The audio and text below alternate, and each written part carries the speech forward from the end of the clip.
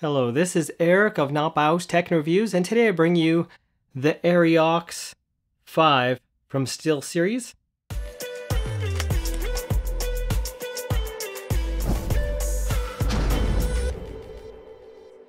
And we don't have a hyper scroll, but it still scrolls and it flows really nice and is super lightweight and super fast for gaming. And this definitely replaced my Huawei GT gaming mouse. Now, this for me is like perfect. Great battery life, better than pretty much any Logitech out there that's made for gaming. So get it right? Well, it's not perfect.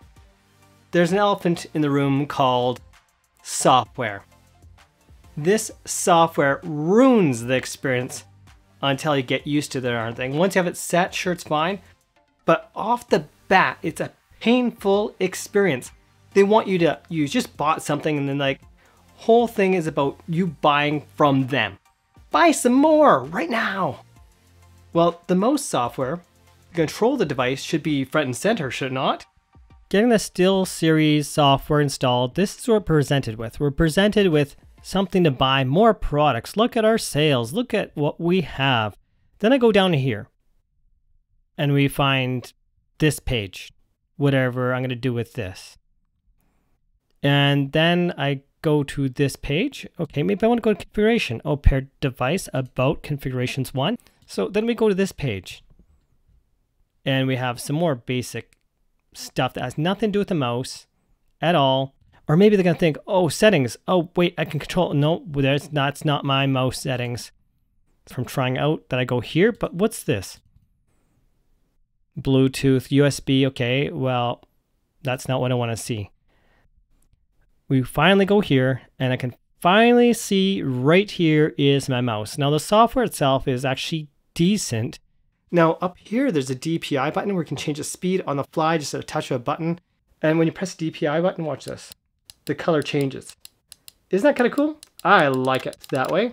And I'd say this is quite accurate for battery life because it has lasted very, very well.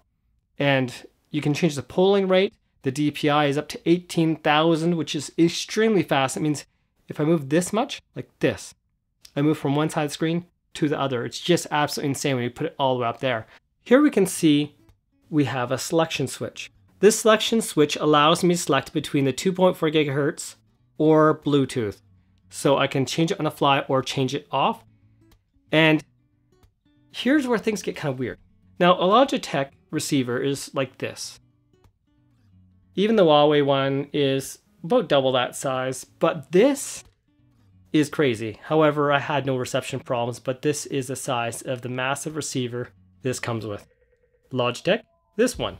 We have an extension, so if I wanted to, I could connect my receiver right here, extension cable, and connect type, well, other type of connection. I'm sorry, Eric seemed to have developed a critical error. So we go from type C to type A using the cable. And that allows me to extend it further out. Say if my reception's blocked, I'm a distant way from the computer and I want to make sure it doesn't cut out. Well, there I go. Now the cable itself that comes with is a nice one. It's very flexible. It's not going to be a nightmare unlike the Huawei Gaming GT mouse cable, which is horrible. And I can run this mouse wired. So if I choose to disconnect this receiver here completely and not go wireless at all, I can use this wired, absolutely, not a problem, and it will work that way. Now the one thing I really like about this, other than that it can collect dirt and debris if I really wanted to over time because it has holes in it. Hasn't been a problem yet, but I've only been using this for a week, so it's just one thing to note, is it doesn't make my hands sweaty because all these little air holes here. Now, if I had bigger fingers, my fingers might be way down here, but I do have small hands. Straight out, down, is 7 inches. Now, for a guy, I have extremely small hands, and some people say, oh, you need a big hands for this mouse. No, you don't need big hands for this mouse, unless you really want to use that button, which I still can use the 2 side buttons, not a problem. Here we got a side scroll, which is kind of hidden, unlike a normal mouse, but we can do that. Despite my small hands. My grip is like this. If a person had big hands, claw grip would be great. Then you can get those really fast type shots as you need to. Now what about mouse button clicking? Let's check that out.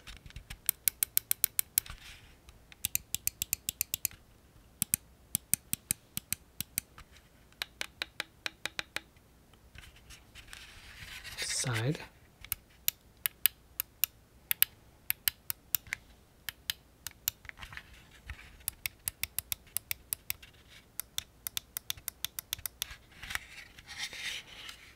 And our DPI.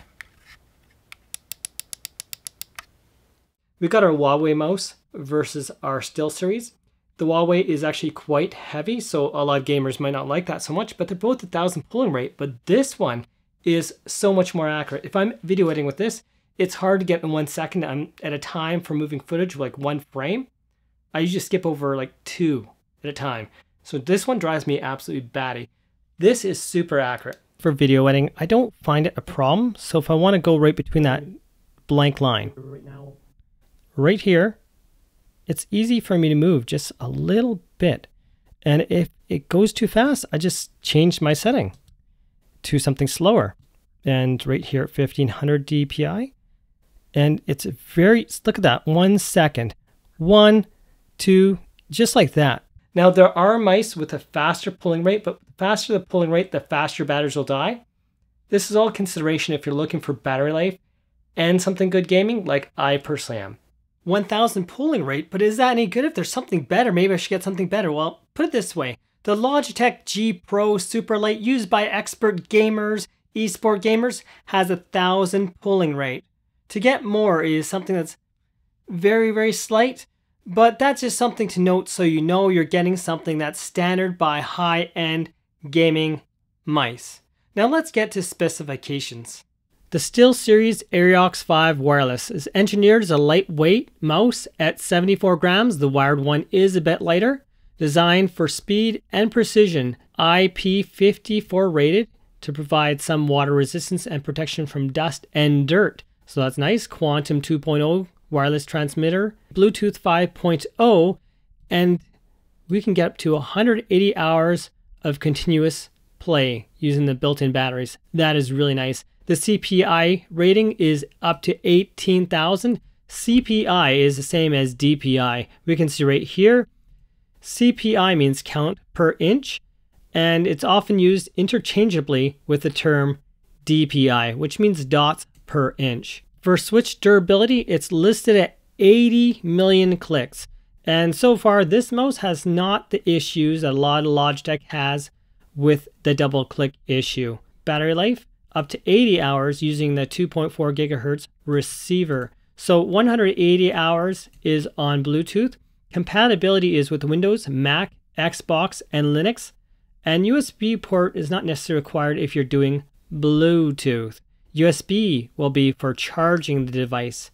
Now it's compatible with Windows 8.1 or newer and Mac operating system 10.13 or newer. We heard enough talk, it's time to compare these two mice. This is the Huawei Gaming Mouse GT. 1,000 pulling rate as well, but it's quite a bit heavier, longer battery life. But how is this versus this? Half the weight, half the battery life actually, but this one's really high battery life. This one, as far as I'm concerned, is super accurate. Well, this one kind of ticks me off when doing video editing. It skips frames here and there in terms of sliding my mouse over. So let's compare these two gaming mice and see which one is better. Okay, let's try with our Huawei Gaming GT mouse. And this mouse is one I'm used to. So I'm probably giving myself a much unfair advantage. Dang it.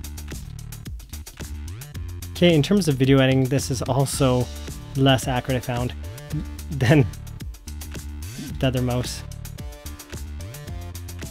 Decent. I'm used to this one, like I said, so if anything's fair, this is more fair than the other newer mouse, the Steelseries. Wow. Okay, let's try this out. Steelseries. Mouse I'm not quite used to yet.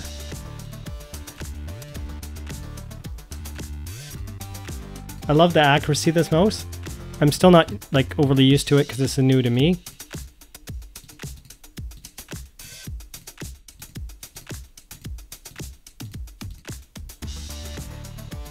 So I'm trying to get those small ones when I should just get the big ones. They're easier. It's embarrassing being like this lousy at this. So let's see how that compared to the Huawei mouse. Well, what I really like about it, it's super lightweight for gaming. But the main thing I personally like, because it's a me thing, is the battery life. The battery life is superb for a gaming mouse. That I cannot argue with. This will beat the Logitech G502, the gaming pro mouse in terms of battery life, and this is good for gaming. Accurate even when video editing, because I tried this, as you can see in the video footage. So what's not really to like about it? The software. So now the software itself is actually decent. It just doesn't always work the way you want it in a sense. So let's go here. I'm going to change my mouse button right here, B5. So I'm going to look for button number 5. And I'm going to change that. Oh, I want to change that to S. Oh, why isn't it changing? I'm trying to press the button on my keyboard to S, but it's not changing. So now what I'm going to do, I can't just click here. I have to go to quick record. So to press that button S now. And I forget if I do this. Nope, that cleared it. I'm going to press button S again. Come on. S. Now I go down. Now I press done there. And can we see why this might be a bit of a real pain in the butt? Changing your keys like this, until you actually know, these controls are a bit of a nightmare. Just gotta admit that. Now, if I want to change my controls, at least it tells me this is facing up. B7 is facing up. I'm going to use this as page up, and I'm going to use the other one as page down. In my particular situation, you can set up the way you want, but this is what I'm doing. Middle mouse button, we can see our DPI settings, so we can change this. I'm going to change, let's see, can I get rid of any of these? Oh, okay, I can remove a level. So I don't want a level of 400. I really don't care for like 800 DPI either, so I'm going to remove that. 1200 is okay, but I prefer like 1500. So I'm going to put that there. And I'm going to put this at 3000. And I'll put my other one here, something a bit ridiculous, to me at least. But it's still usable, to 4000. We have a sleep timer for battery saver. That's pretty cool. I'm going to put it to 2 minutes myself. That means if you don't touch the mouse, it's going to take a delay. I think it's about half a second delay where it doesn't move if you didn't touch the mouse itself. And you can have your illumination dimmer timer. So we got half a minute. We can put that to off or whatever the case is. I'm going to put mine off and save. And my mouse is still lit up. Cool. No, not really, but. So high efficiency mode was this. So, okay, this changes your pulling rate, I believe, much, much lower. So you save battery, but it's not going to be great for gaming because I believe it changed your pulling rate all the way down here. Pulling rate affects the speed of the mouse. The least I'd go if you're a gamer is probably to 500.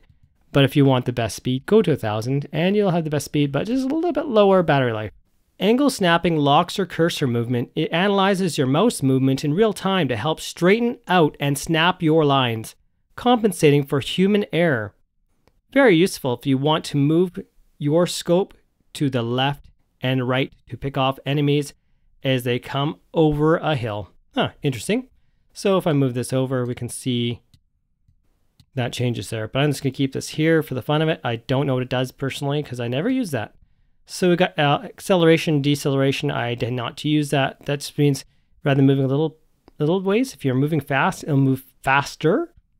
And it can also decelerate at a different speed as well. So we got that. So the software itself is pretty cool that way. I especially like the little touch of top and bottom view, just like this. The illumination itself can be a bit of a pain to figure out. So if I want to disable that, it might not disable everything I want. So I'm going to have to go to the next screen here between the two. So this gets a bit confusing if you're not used to the software where you're actually choosing. So active is the one that's dark, and it's kind of opposite of, at least for how I'd think of this. And my mouse light is finally off. Okay.